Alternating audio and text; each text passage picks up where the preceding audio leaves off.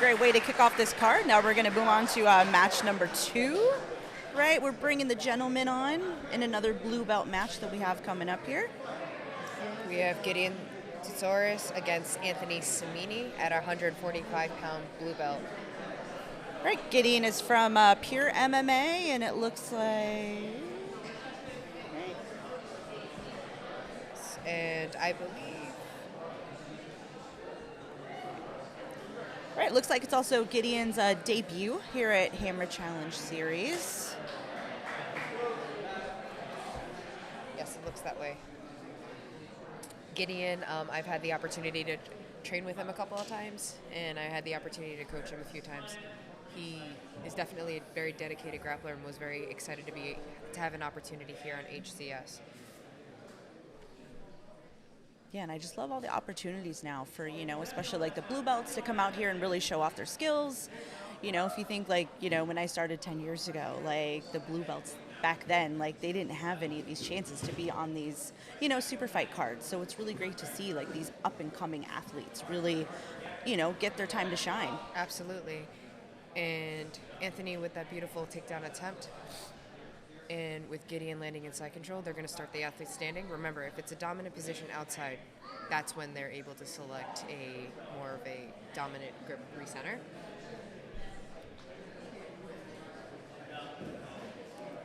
And since they're in a circle, they really have to watch their spacing as well, because you might be getting your takedown, but if you don't complete it in the circle, then you're not going to get that dominant position to start back in the center with. Absolutely. It really trains the eye and the body for mat space awareness, right? Like it's not the gym where you're able to collectively go out of bounds. Both gentlemen are exchanging, Gideon with the guard pull, and just doing a really good job with his distance management. Yeah, Gideon's got that really nice knee shield in, really trying to prevent Anthony from passing. Anthony's trying to be really heavy with kind of like that Navy ride position. He's got that leg weave going on, but with Gideon's really high knee shield, it's kind of a little hard to pass with that, but he is trying to get that top leg control. And you can see Anthony is wasting absolutely no time when it comes to trying to pass or trying to do movement. He's aware of the time. We are, again, it's 4-minute matches here, and we are already at the 2:20 mark here. Gentlemen both back at their feet, takedown attempts. We'll see who ends up where. Stuffed double leg takedown attempt.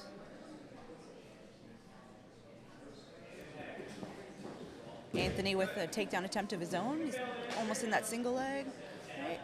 Yes, and Gideon answers with his reversal and ends up on top. Gideon with his own leg weave, with his own pummel, kind of trying to go for a deeper knee cut, not necessarily a shallow knee cut where you kind of need to be in order to get through somebody with a really difficult knee shield.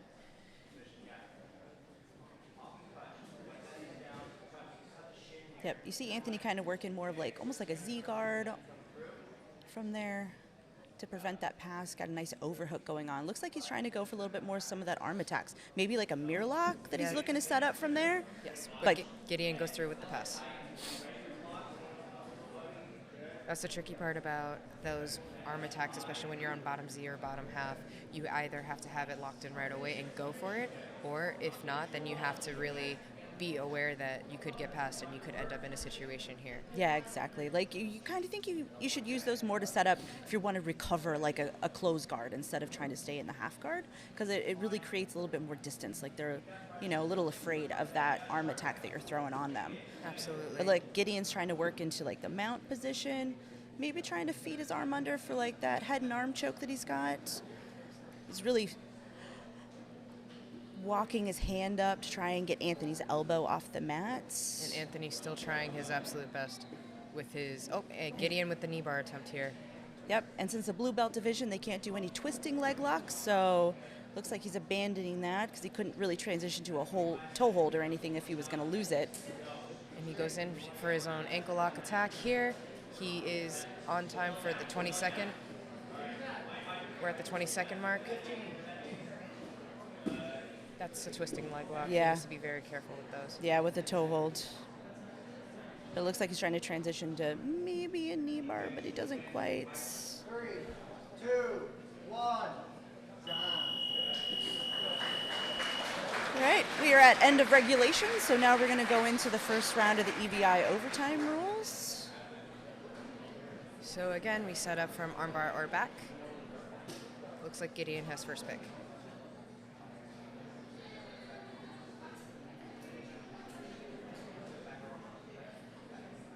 And he's opted in for the back attack. Right, again, for this first round, they only have 1 minute to work for this EBI overtime round. And if they get a sub, the other person gets a chance to defend. Same thing, ride time or escape. Right. Locked in the body triangle quick, but abandoned it to the hooks. But it looks like he's trying to get that body triangle in on the other side. Yep, and Anthony's doing a really good job of rotating back and forth. That's actually a very smart way to get rid of the body triangle, is transitioning the weight back and forth so that the person's knee has a lot of pressure. But Gideon is just hunting that choke. And Gideon's also doing a really good job of hip riding and also maintaining that body triangle.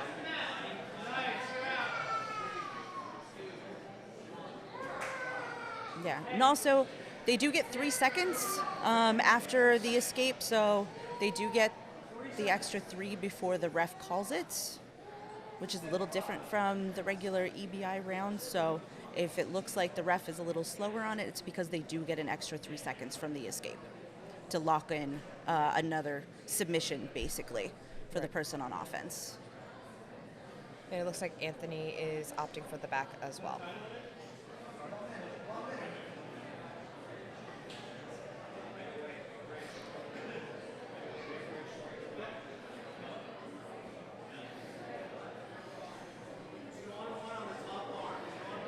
Right, and then also, since